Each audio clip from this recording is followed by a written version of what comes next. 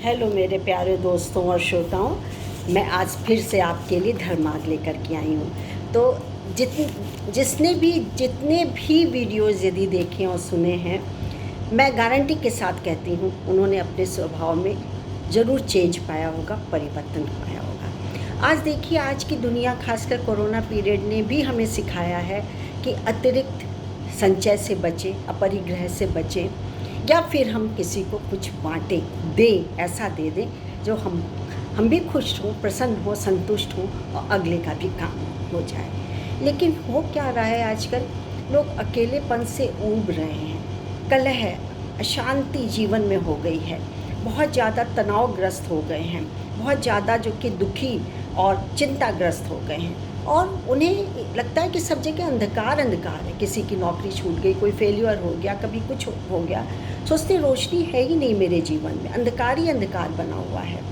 और फिर इस चक्कर में कि मैं तो अभागा हूँ, उस चक्कर में सोच करके कई लोग गलत कदम उठा लेते हैं। इससे ही बचने के लिए धर्मार्ग नामक शीर्षक के अंतर्गत मैं आध्यात्मिक और धार्मिक विचारों को आप तक प्रेषित करती हूँ, यानी कि एक वीडियोज़ आप तक पहुँचाती हूँ। मेरा बार बार यही संदेश देना है कि कभी भी नकारात्मक सोच नहीं लाइए। आती भी है तो उसको किसी तरीके से डाइवर्ट करिए और निकाल के फेंक दीजिए। अच्छा सोचिए, बिज़ी रहिए, व्यस्त रहिए, मस्त रहिए, स्वस्थ रहिए। जो प्राप्त है वो पर्याप्त है, क्यों किसी के पीछे इतना भाग रहे हैं, है ना। तो इसीलिए धर्म मार्ग को आप अपनाएंगे तो आप हमेशा आप लाभदायक होंगे।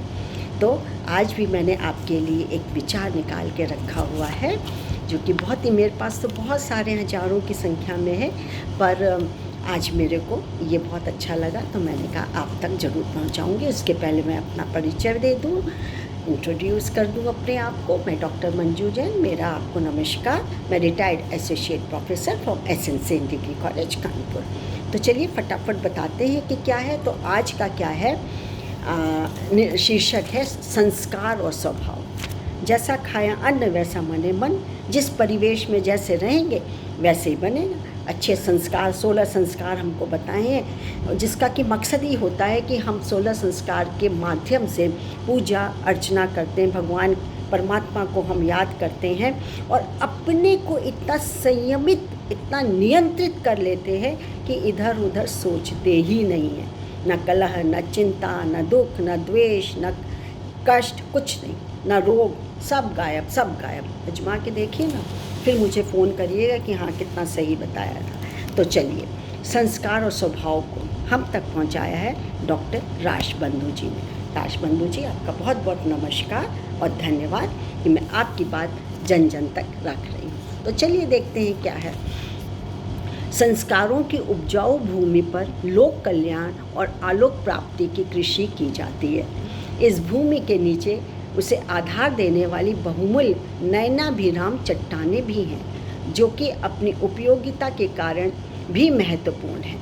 अतः हमारे जीवन को सुदृढ़ और सज्जायुक्त बनाने के लिए संस्कारों की भूमिका अनिर्वचनीय है। इसकी सत्यता को व्यावहारिक बनाने के लिए हमारे पूर्वजों ने 16 संस्कारों की व्यवस्था की। शरीर धारण से पूर्व और शरीर शांत होने के पश्चात तक ये संस्कार जीवन पद्धति को आदर्श और अभिनंदनीय बना देते हैं। शिशु के जन्म, नामकरण, अन्नप्राशन, चूड़ाकर्म, यज्ञोपवीत, विवाह आदि के जीवन को समाज हित में लगाने का प्रावधान किया गया है। ये सभी संस्कार ईश्वर को पूजा अर्चना के लिए समर्पित किए जाने से व्यक्ति को यह सिखाते हैं कि यह संसार ईश्वर की अनुपम दृष्टि है और हम इसके पूरक और नाटक को अग्रसारित करने के लिए अपनी प्रतिभागिता एक पात्र के रूप में ही करते हैं। जीवन अनेक योनियों में विभाजित है। प्रत्येक योनि जीवधारियों से रूपांतरित है। मृत्युपरांत जीवन यशस्वी यशस्वी का ही अनुकरणीय होता है, जो कि अपने संस्कारों से स्मरणीय बनता है।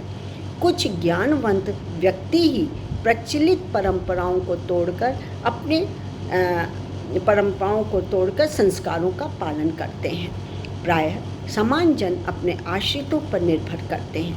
नामकरण, अन्नप्राशन, मुंडन, विद्यारंभ ही नहीं, विवाह संस्कार संपन्न कराने के लिए अपने परिवारों से अपेक्षाएं भले ही रखें, लेकिन वे स्वतंत्र नहीं होते हैं। स्वामी शंकराचार्य ने बाल्यावस्था में ही अपनी विधवा माँ को बाध्य कर दिया था कि वे अपने इकलौते पुत्र को सन्यासी बन जाने दें। ध्रुव ने भी तपस्या के लिए अपनी माता से अनुमति ली। प्रहलाद ने अपने पिता को परमेश्वर का ज्ञान कराया। ये संस्कार परिवेशजन्य नहीं, ये हैं पूर्व जन्म पर आधारित है। जीवन संस्कारों की देन है। और हमें क्या चाहिए? हमें चाहिए कि हम अपने संस्कार ग्रहण करें, अपने पलित जनों को संस्कार युक्त बनाएं। ये संस्कार न तो कपोल कल्पित है और न अवैज्ञानिक, इनकी व्यावहारिकता मनोवैज्ञानिक है।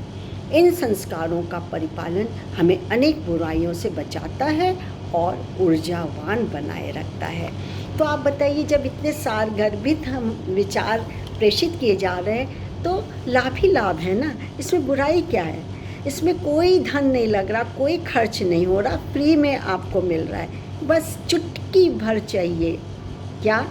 धर्म का मार्ग अपनाना। और फिर देखिए हमारा रास्ता खुला है, हम एकदम स्वतंत्र हैं, आज़ाद हैं और अपने कार्य को एक अच्छी गति से कर रहे हैं, एक अच्छी सोच के साथ हमारा अंत भी होता है। तो आज बस इतना ही।